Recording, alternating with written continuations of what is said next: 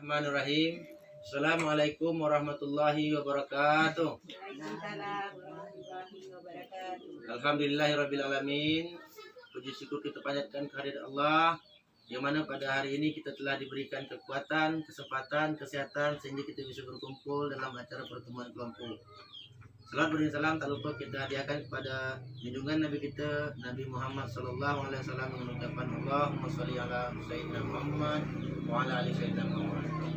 Baiklah, ibu-ibu, pada sore ini kita masuk ke modul perlindungan anak, sesi pencegahan kekerasan terhadap anak. Baiklah, kita masuk. Sebelum saya masuk, saya ingin bertanya kepada ibu-ibu. Ibu-ibu punya anak? Punya. Masih ada yang kecil? Ada. Di sekitar ibu tuh ada anak-anak kecil juga? Ada. Oke, penting modul ini saya sampaikan karena menyangkut masalah anak. Saya ingin jelaskan masalah pengertian anak dan hak anak. Jadi anak itu apa? Kalau kira-kira menurut ibu apa anak? Apa itu anak? Ada yang tahu? Oke. Terus hak-hak anak apa?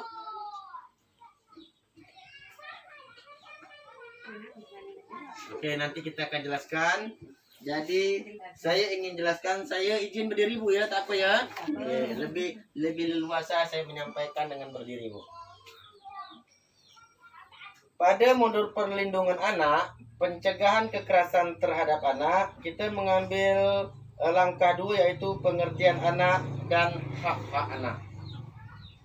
Jadi kita lihat di flip chart ini dijelaskan pengertian anak. Anak adalah seseorang yang belum berumur 18 tahun.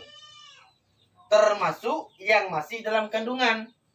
Nah, ibu yang sedang hamil, anak yang di dalam kandungan itu sudah dinamai anak sampai dia berumur 18 tahun. Itu sesuai dengan Undang-Undang Perlindungan Anak nomor 35 tahun 2014. Jadi sekarang sudah paham apa itu anak? Pengertiannya, anak itu adalah seseorang yang belum berusia 18 tahun, termasuk anak yang di dalam kandungan. Oke? Sekarang kita masuk hak-hak anak. Hak anak adalah hak yang melekat pada martabat manusia sebagai insan ciptaan Tuhan yang Maha Esa, yang sifatnya tidak boleh dilanggar oleh sesiapapun dan seolah-olah merupakan suatu holy area. Itu menurut Umar Zainul Ali.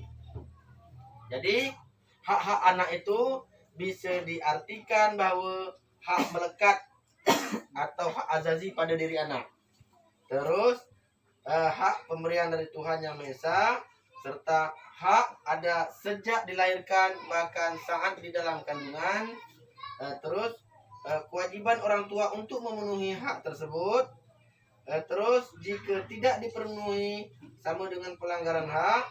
Terus jika orang tua tidak memenuhi, melanggar undang-undang perlindungan anak. Dan yang terakhir, orang tua yang tidak mampu, anaknya menjadi tanggung jawab negara. Oke. Di sini dibahaskan klaster 1 sampai 5. Klaster 1 ialah klaster hak sipil dan kebebasan. Terus klaster 2 lingkungan keluarga dan pengasuhan alternatif. Terus yang ketiga kesehatan dan kesejahteraan dasar. Yang keempat klaster 4 pendidikan, waktu luang dan kegiatan budaya.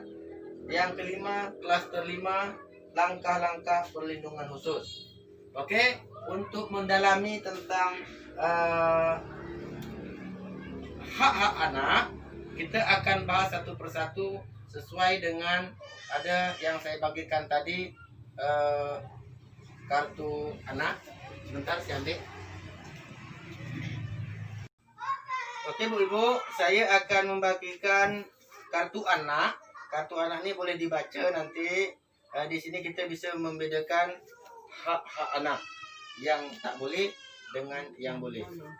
Ini saya bagikan, nanti dibaca. Nah, Ibu ini, terus ini, terus ini Ibu Maria, Ibu Heru, Ibu Rauda.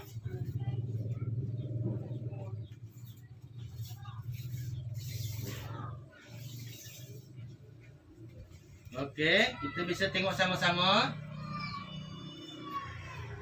Di situ, ini contoh satu. Nah, contoh satu, koran-koran, anaknya berjual koran. Terus contoh lain, misalkan di sini ada dari bapak marahkan anak, keluar bahasanya. Terus yang lain juga ada seperti ibu. Nah, di sini nampak nih seorang ayah lagi berbicara sama anaknya, bercerita. Oke. Nah, dari kartu-kartu tersebut ada dibedakan perlakuan orang tua terhadap anak. Ada yang boleh, yang bagus perlakuannya, ada yang tidak boleh, yang tak bagus perlakuan ayah terhadap anaknya. Di sini baru kita bisa menyimpulkan bahwa hak-hak anak itu apa aja. Nah, coba kira-kira ibu bisa membayangkan apa hak-hak anak?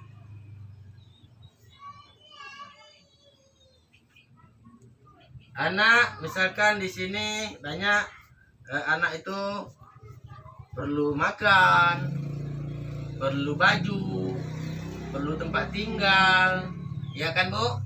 Perlu bermain, perlu kasih sayang. Oke Bu? Nah, seandainya Ibu sudah melihat kartu anak, nanti Ibu bisa membedakan bahwa mana perlakuan orang tua yang boleh terhadap anak yang tidak boleh. Di situ akan mencerminkan bahwa hak-hak anak yang harus dipenuhi oleh orang tua. Oke Bu? Oke.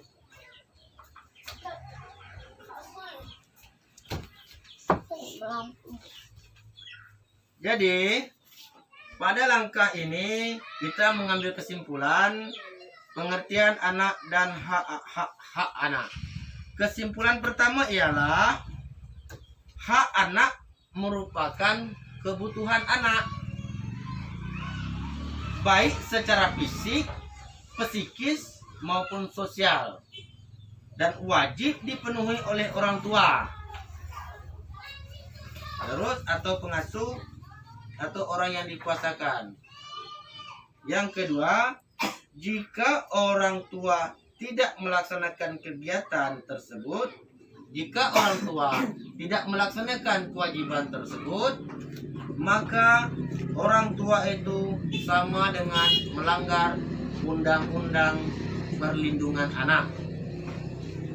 Oke, terakhir kesimpulan yang kita ambil adalah, namun jika orang tua atau orang yang bertanggung jawab atas pengasuhan anak tersebut tidak mampu memenuhi dan melindungi hak anak, maka negara wajib mengambil alih tugas tersebut.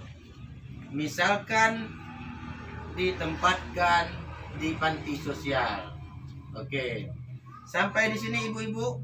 sudah paham tentang pengertian anak? Oke, udah paham Bu? Oke. Satu lagi, apakah Ibu sudah paham tentang hak anak? Oke, sudah paham juga. Untuk pembahasan apa-apa yang menjadi hak-hak anak, kita akan bahas di langkah-langkah selanjutnya dan pada pertemuan berikutnya. Untuk pertemuan hari ini kita sudahi dengan ucapan wabillahi taufiq wal hidayah. Assalamualaikum warahmatullahi wabarakatuh.